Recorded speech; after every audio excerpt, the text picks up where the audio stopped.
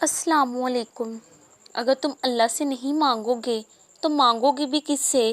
اور کون ہے جو تمہیں تمہاری چاہت سے نواز سکے سوائے اللہ کے؟ تم کہتے ہو اللہ دعائیں نہیں سنتا، تم پورے یقین سے مانگ کر تو دیکھو، وہ جس نے آسمان کو اتنے خوبصورت رنگوں سے بھر دیا ہے، کیا وہ تمہاری زندگی کو خوبصورت رنگوں سے بھرنے پر قادر نہیں؟